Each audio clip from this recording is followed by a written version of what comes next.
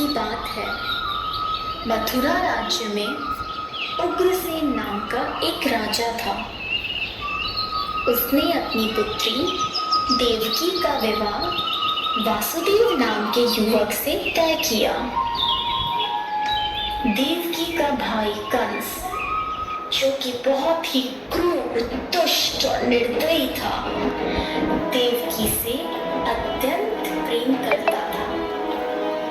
इसीलिए विवाह संपन्न होने के बाद कंस स्वयं उसको छोड़ने ससुराल गया।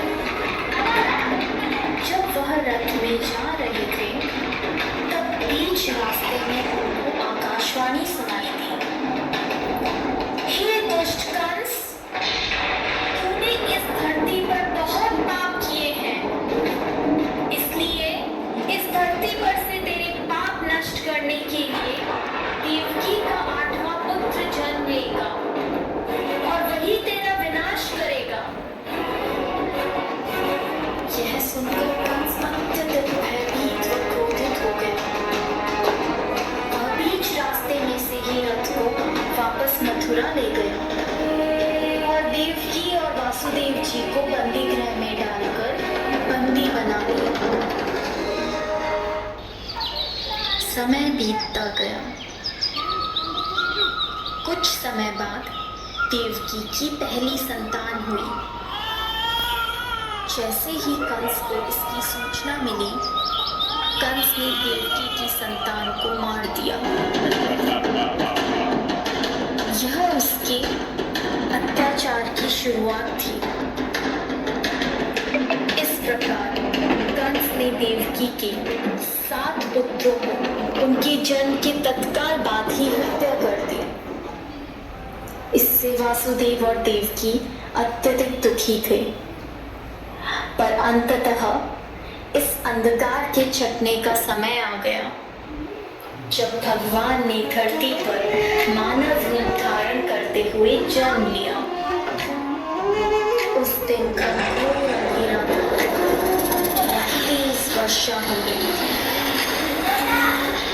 ऐसे में भगवान ने धरती पर देवकी की 8वीं संतान बनकर बालक रूप में जन्म लिया। जन्म लेते ही वहाँ एक दिव्य प्रकाश प्रकट हुआ और उस प्रकाश में से श्री विष्णु भगवान ने अपने पूर्ण अवतार में दर्शन दिए और वासुदेव से कहा, हे वासुदेव, मैंने इस धरती पर कंस जैसे दुष्ट और अत्याचारी मानव का विनाश करने के लिए कृष्ण अवतार में जन्म लिया है। अतः मैं आपसे विनती करता हूँ कि आपके दोस्त नंद के घर ले चलें, जहाँ उनकी पत्नी यशोदा ने बालिका को जन्म लिया है। उस बालिका को यहाँ ले आकर मुझे यशोदा के बगल में सुला दें। ऐसा बोलकर भगवान अंतर्ध्यान हो गए। भगवान ने एक शिशु का रूप धारण किया और एक चमत्कार हुआ। वासुदेव और देवकी पीड़ी मुक्त हो गए। कारागार के द्वार अपने आप खुल गए। जेल प्रहरी गहरी निद्रा में सो गए और ऐसे समय वासुदेव उस बालक को लेकर नंद के घर चल पड़े।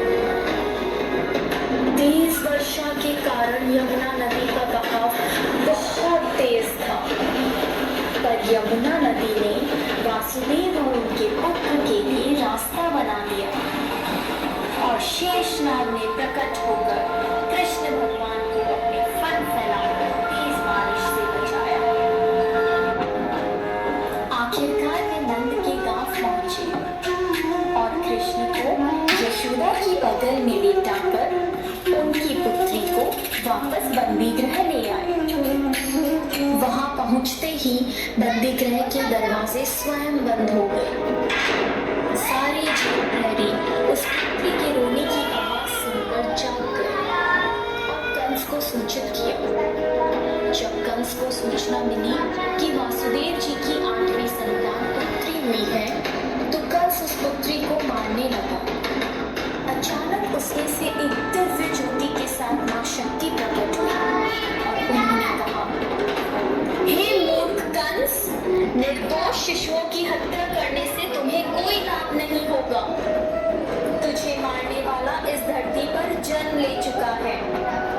तेरा वध करने के लिए देवकी के 8वें पुत्र ने इस धरती पर जन्म ले लिया है और वही तेरा विनाश करेगा। ऐसा कहकर वह दिव्य शक्ति लुप्त हो गई। जब कृष्ण भगवान बड़े हुए तब उन्होंने कंस का वध किया और इस प्रकार कृष्ण भगवान ने धरती पर अत्याचार व बुराई का अंत किया।